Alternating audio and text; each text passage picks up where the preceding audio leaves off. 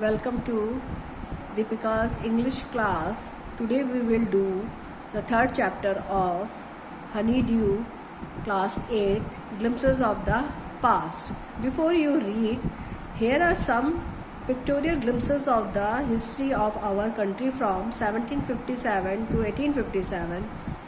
These pictures and speech bubbles will help clarify your understanding of the conditions that lead to the event known as first war of independence in 1857. यहाँ पर आपको कुछ bubble clouds दिए होंगे या bubble speech दिए हुए हैं. इसका मतलब क्या है कि आपको कॉमिक पैटर्न में, जैसे हम स्टोरी बुक्स वगैरह पढ़ते हैं, उस पैटर्न में आपको ये चैप्टर दिया गया है जिससे आप आसानी से उसे समझ सको और शॉर्ट में भी आप इसे समझ सको.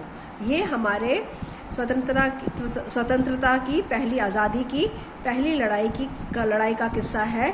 पहली लड़ाई कब लड़ी गई थी? 1857 में, 1857 में. द माइत्रेस शहीदों के बारे में बताया है. At a function to Delhi, O my country man, let your eyes fill with tears as you recall the sacrifices of Indian martyrs. तो ये हिंदी में एक गाना है, देशभक्ति गाना है. ए मेरे वतन के लोगों, जरा आँख में भर लो पानी, जो शहीद हुए हैं उन याद करो कुर्बानी. तो ये लता मंगेशकर जी हैं जिन्होंने ये गाना संसद भवन में गाया था सारे हमारे बड़े बड़े नेताओं के सामने. तो यहाँ पर आप कुछ पिक्चर्स देख रहे हो, इन सबको आप शायद जानते हो. रानी लक्ष्मीबाई है, तात्या टोपे है, लाला लाजपत राय हैं, शहीद भगत सिंह हैं, सुभाष चंद्र बोस दिखाई दे रहे हैं, गांधी जी, जवाहरलाल नेहरू और बहादुर शाह जफर भी इसमें दिखाई दे रहे हैं. ये सारे वो लोग हैं जिन्होंने आज़ादी के लिए अपने प्राण तक निछावर कर दिए. अब ये कहानी शुरू होती है कैसे? The companies conquest 1757 to 1849. With the superior weapons, the British East India Company was extending its power in 18th century India. तो 1818वीं शताब्दी से ये सारी कहानी शुरू हुई. कैसे कि जो अंग्रेज थे उन्होंने ईस्ट इंडिया कंपनी के माध्यम से अपने आधुनिक हथियार लाकर भारत में अपने पैर जमाने शुरू कर दिए. Indian princes were short sighted. That upstart Rajaba call the English merchant, they will help me to defeat him. तो अब ये क्या करते हैं, ये दोबारा शुरू हो गया. अब क्या कह रहे हैं, आपस में ही ये लड़ते रहते थे. कौन लड़ते थे? जो यहाँ के राजा महाराजा थे वो आपस में ही अपने राज्यों को एक्सटेंड करने के लिए, बढ़ाने के लिए लड़ते झगड़ते रहते थे. तो वो उसके लिए ये किसकी मदद लेते थे? अंग्रेज व्यापारियों की मदद लेते थे. और लोगों को भी जरा सी भी शांति नहीं थी, किस लिए? उनके आपस की लड़ाई की वजह से. The people had no peace due to such constant fights. The rivalries help the east India company and it could easily subdue Indians princes one by one. अब ये जो आपस की उनकी नफरत थी, जिसकी वजह से अंग्रेजों को बड़ा आसानी से उन पर विजय प्राप्त करना आसान हो गया, या अंग्रेजों ने उन पर विजय प्राप्त कर ली. A far sighted ruler like the brave Tipu of Mysore fought the British till he died fighting. तो ऐसे, लेकिन सारे एक जैसे नहीं थे. कुछ इसमें से ऐसे भी राजा थे जो बड़े दूरदर्शी थे. उन्होंने अपनी आज़ादी की वैल्यू समझी और आखिरी दम तक इसके लिए लड़े. Thank God there is peace in the country now. No more wars and no fooling by thugs. It is God who sent the British. How did Indians react to this conflict? अब इस लड़ाई से Indian का reaction, तरह तरह के reactions आए लोगों के जो यहाँ पर रहते थे. कुछ ने कहा कि अच्छा हुआ भगवान ने अंग्रेजों को भेज दिया, क्योंकि रोज़ रोज़ की लड़ाइयाँ और अराजकता से चोर डकैत गुंडागर्दी सब कुछ चल रहा था, तो उनसे निजात पाने के लिए हमें किसको भेजा? भगवान ने अंग्रेजों को भेजा है. Our destiny is linked with them. अब हमारा जो भी भविष्य है वो अंग्रेजों से ही जुड़ा हुआ है. The white man has killed our और dethroned our kings. Some kings were not good, but after all they were of this land. Now we have become slaves of our own. Foreigners. तो अब किसी को तो अच्छा लग रहा था, किसी को बुरा भी लग रहा था। किसी ने कहा कि ये जो सफ़ेद लोग आए हैं, सफ़ेद अंग्रेज लोग, गोरे लोग आए हैं, उन्होंने हमारे राजाओं को मार दिया और उनके राज्यों पर कब्जा कर लिया है। कुछ राजा तो अच्छे भी थे, ऐसा तो नहीं कि सारे ही बुरे थे, कुछ राजा अच्छे भी थे। तो लेकिन जो भी हो, अच्छे थे ये बुरे थे, लेकिन वो थे तो हमारे देश के ही। लेकिन अब क्या हुआ, उनके मारे जाने से या हारे जाने से हम अब क्या बन गए हैं, अंग्रेजों के गुलाम बन चुके हैं। अब आया ब्रिटिश रूल 1765 टू 1836 तक। अब क्या हुआ, religious leader preach ideas like untouchability and child marriage.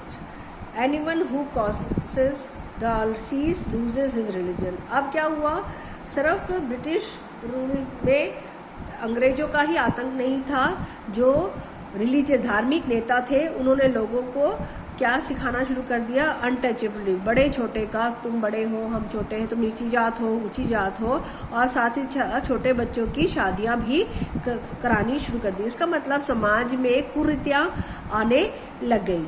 और साथ में उन्होंने ये भी फैलाना शुरू कर दिया कि जो भी देश छोड़कर बाहर जाएगा उसे धर्म से बेदखल कर दिया जाएगा।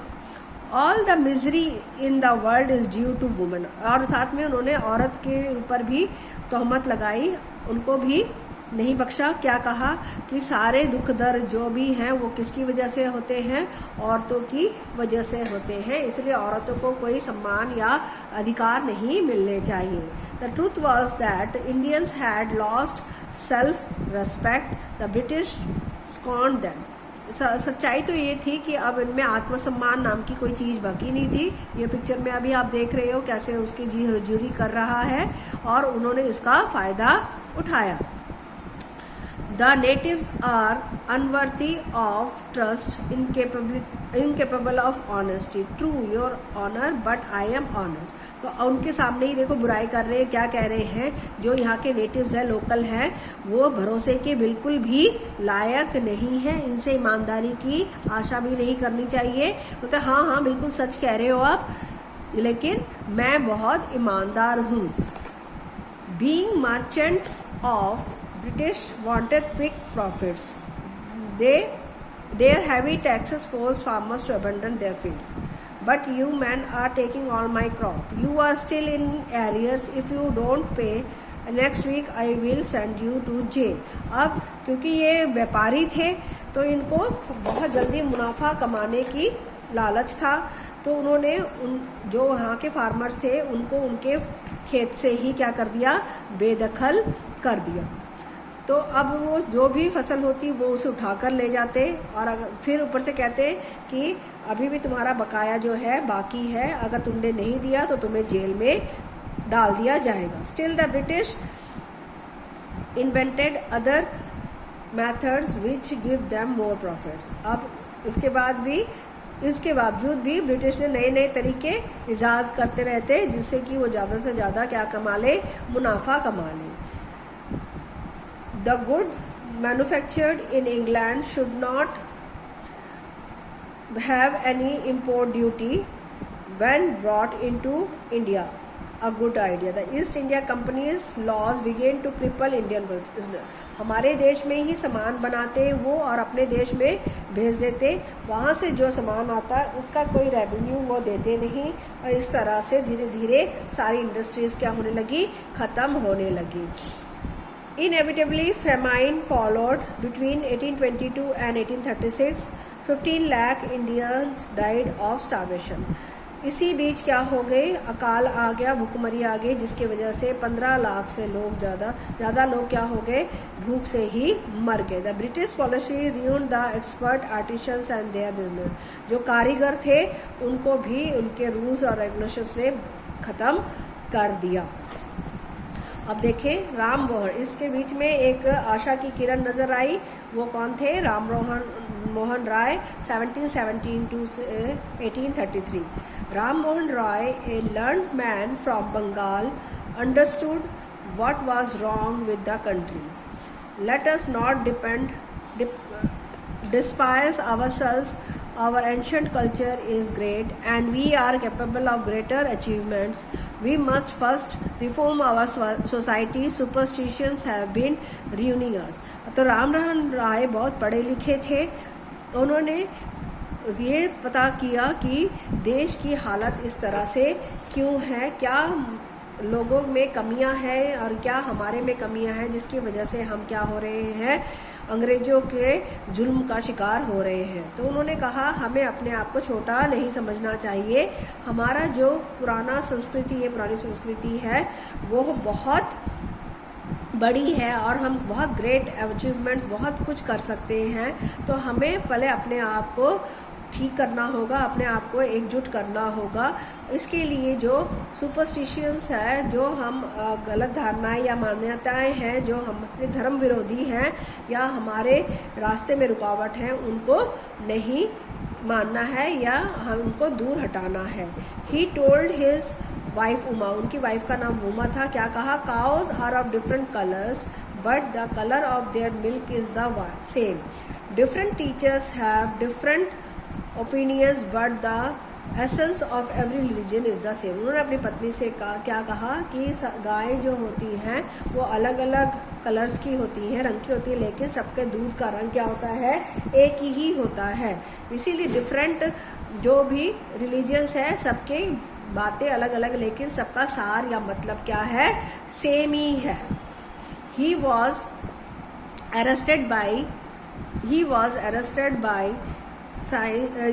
attracted by science and modern knowledge. Knowledge should be practical and scientific.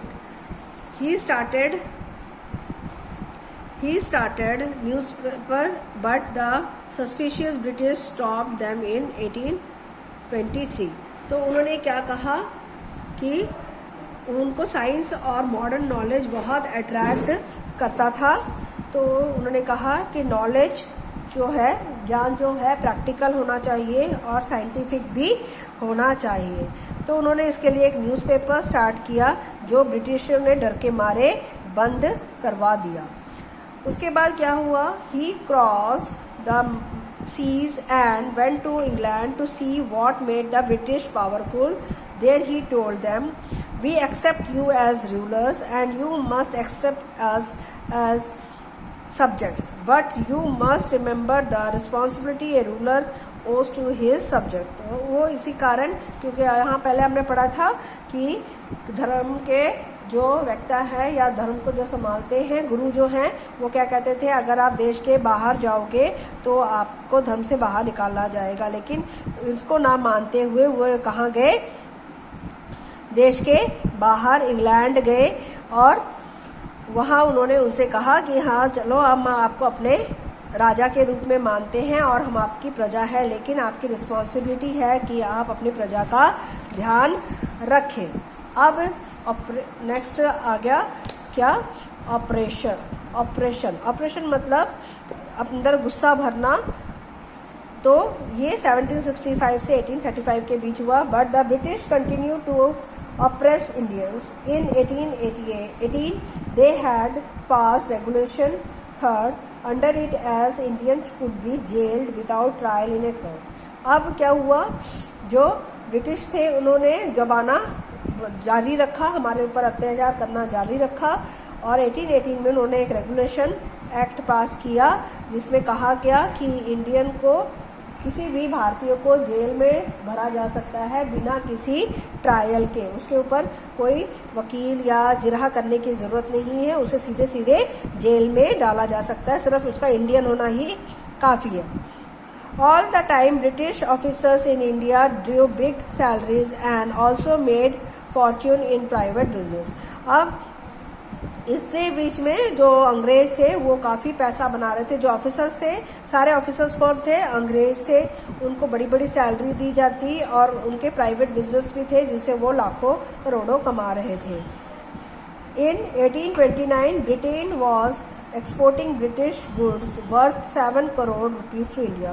और 1829 तक ब्रिटिश ने एक्सपोर्ट करना शुरू कर दिया, यहाँ का सामान बाहर देश में भेजते थे और वो 7 करोड़ रुपीस का था। इसका तो सारा पैसा कौन ले जा रहा था? अंग्रेज ले जा रहे थे और इंडिया के हिस्से में कुछ भी नहीं आ रहा था। The British prepared on the company's loot while Indian industry began to develop. और जो ब्रिटिश थे वो प्रॉस्पर कर रहे थे, डेवलप कर रहे थे हमारी ही इंडियन की इंडस्ट्री से, जबकि इंडियन इंडस्ट्रीज यहाँ पर धीरे धीरे ख़त्म हो रही थी।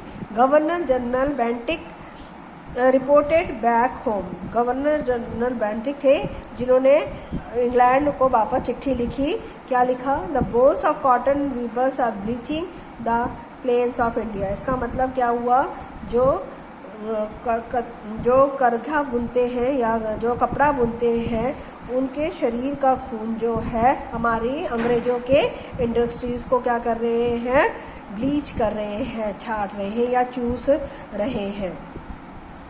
अब डिससेटिस्फैक्शन मतलब अब सब में असंतुष्टि की भावना, असंतुष्ट हो रहे थे सारे उनको क्योंकि काम बंद हो रहा था, लोगों के पास खाने को नहीं था और ऊपर से उनके नए नए रूल्स जो उनको मार रहे थे और ख़त्म कर रहे थे। अब लोगों के बीच में एक डिससेटिस्फैक्शन स्टार्ट हो गया 1835 से 56 के बीच। Education is in India was in Persian and Sanskrit. In 1835, an Englishman named Maclay suggested a change.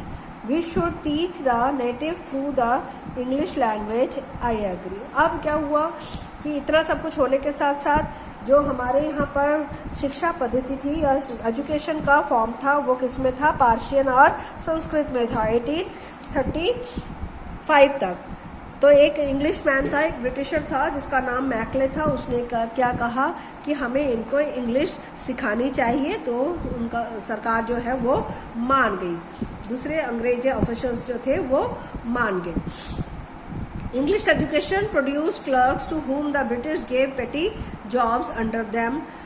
Incidentally it also produced a new generation of intellectuals. अब बहुत चालाक थे, उन्होंने क्या किया? उनको कौन सी जॉब देते थे? क्लर्क का जॉब देते। सारे ऑफिसर्स या ऊंचे पद किसके जाते थे? अंग्रेजों को जाते थे और जो छोटे थे लोग उनको क्लर्क बना दिया जाता था। लेकिन इससे एक नया वर्ग सामने आया, इंटेलेक्चुअल का, बुद्धिमान लोगों का वर्ग सामने आया। We must educate our brothers and try to improve their material condition. For that we must convey our grievances to the British Parliament. तो उन्होंने क्या कहा कि हमें अपने भाइयों को पढ़ाना चाहिए और इनके जो ज़मीनी कंडीशन है, जो इनकी आज हालत है, उसमें सुधार करना चाहिए और हमें इस बात को कहाँ पहुँचाना चाहिए? पार्लियामेंट में पहुँचाना चाहिए। By 1836 the British had conquered the whole of India. और 1856 तक सारे देश पर किसका राज हो गया? अंग्रेजों का राज हो गया। They cared little about the needs of Indians. Our kings have become puppets and we have lost our old jobs and lands. They're are converting our brothers. You only talk, do something to drive them out. तो उन्होंने कहा कि अब इस वजह से सारे देश में क्या बन गया? असंतुष्टि फैल गई। तो हमारे जो राजा हैं, लोग आपस में बातें करने लगे, हमारे राजा जो है अंग्रेजों के क्या बन गए हैं? कठपुतली बन गए हैं हम, और हमारे पास कोई काम भी नहीं है। हमारे ज़मीनें भी इन्होंने छीन ली और हमारे लोगों का धर्म भी ये क्या कर रहे हैं? बदल रहे हैं। तो कुछ लोगों ने कहा कि तुम लोग बस बातें ही कर रहे हो और कुछ करते क्यों नहीं हो? अब क्या हुआ? दसपा। अब चिंगारी फूटी, किसकी? क्रांति की चिंगारी फूटी या लोगों ने बगावत करना शुरू कर दिया 1855 to 57। Taxes continue to ruin the peasants in Bengal. The Santals who had lost their lands under new land rules become desperate. In 1855 they rose in rebellion and massacred Europeans and their supporters alike. तो उन्होंने क्या किया, अब taxes बढ़ते जा रहे थे, लोगों के पास खाने को नहीं था, ज़मीनें छूट गई थी और उनके जो रूल्स एंड रेगुलेशंस थे वो भी बहुत बेकार थे। तो लोगों में इतनी ज़्यादा असंतुष्टि फैल गई कि उन्होंने बगावत कर दिया और उन्होंने हमला कर दिया किसके ऊपर, यूरोपियंस के और उनके सपोर्टर्स के ऊपर, जैसे पिक्चर में आप देख रहे हो। Discontent was brewing in the East India Company's army too. The white soldiers get huge pay mansions to live in servants, while we get a pittance and slow promotions. The Angrez asks us to cross the sea, which is against our religion, who is the topi wala, to abolish our age-old customs. We must drive out the Angrez. सिपाही Mangal Pandey attack the adjutant of his regiment and was executed. तो अब लोगों में असंतुष्टि फैल रही थी क्योंकि अंग्रेज़ों को बहुत ज़्यादा सैलरी मिलती थी, बंगले मिलते थे रहने के लिए, और इनको अंग्रेज़ों जो इंडियन सैनिक थे उनको थोड़ी सी तनख्वाह मिलती थी और बहुत धीरे प्रमोशन मिलती थी। और अब कुछ लोग ये भी कह रहे थे, अपनी मान्यताओं को छोड़ नहीं सकते थे। उन्होंने क्या कहा कि ये जो अंग्रेज है वो हमारे धर्म पर भी प्रहार कर रहे हैं, वार कर रहे हैं, ये हमारे एज ओल्ड कस्टम्स को तोड़ने में लगे हैं। कहते हैं सागर पार कर बाहर जाओ। तो सिपाही मंगल पांडे का नाम आपने सुना होगा, उन्होंने आवाज़ उठाई तो उनको फांसी दे दी गई। Thousands of other सिपाहीज revolted, they were stripped to their uniforms. बहुत और भी हजारों सैनिकों ने आवाज़ उठाई तो उनके वर्दियाँ उनसे छीन ली गई। Humiliated and put in irons. तो अब उनको बेइज्जती की गई, humiliated मतलब बेइज्जती की गई और उनको जेल में कैद कर लिया गया। Few Englishmen had cared to understand Indians' customs or the people's mind. Oh, proud Brahmin soldier, do you know that the grease on the bullet you have to bite in made from the fat of cows and pigs? What the white man has deceived us too. Soon chapatis were sent from village to village to tell the people that their emperor would want their services. Yes, all my village men will be ready. Similarly, lotus flowers circulated among Indian soldiers decked to the foreigners. The masses gave all help and shelter to the patriots. अब क्या हुआ कि जो कुछ थोड़े से ही अंग्रेज थे जो इंडियंस के बारे में सोचते थे या उनके दिमाग में क्या चल रहा है उसके बारे में सोचते थे, तो किसी ने बता दिया कि अरे जो आप ब्राह्मण हो या क्षत्रिय अपने आप मानते हो, मांस नहीं छूते हो, जो बम आप या गोली आप इस्तेमाल करते हो उसमें चर्बी, सूअर और गाय की चर्बी लगी हुई है। जब ऐसे उनको पता चला तो वो सारे भड़क गए, हिंदू मुसलमान दोनों ही भड़क गए, क्योंकि जो हिंदू हैं वो गाय को पवित्र मानते हैं और मुसलमान सूअर को पवित्र मानते हैं। तो अब धीरे धीरे रोटियां एक जगह से दूसरे गांव में, एक गांव से दूसरे गांव में जाने लगी, जिससे संदेशा पहुंचने लगा कि अब क्या करने की ज़रूरत है, आवाज़ उठाने की ज़रूरत है ना। अब क्या हुआ, बगावत, रिवोल्ट मतलब बगावत शुरू हो गई। क्या हुआ, 1857 आ गया। Then there was a violent outbreak at Meerut से शुरू हुआ। मेरठ में एक बहुत खूनी झड़प हुई। The sipahis march to Delhi, long live our emperor Bahadur Shah Zafar. और वो लास्ट हमारे सुल्तान जो थे, वो इंडिया के जो राजा थे या बादशाह थे, बहादुर शाह जफर, उनके पास पहुँचे और उन्होंने उनकी जय जयकार की और उनके सामने अपना प्रस्ताव रखा या अपनी बात उनसे कही। द रेबेलियन स्प्रेड वाइडर, और फटाफट वो बगावत, क्योंकि सारे देश के लोग ही क्या थे, परेशान थे और सबने क्या करना शुरू कर दिया, बगावत करना शुरू कर दिया।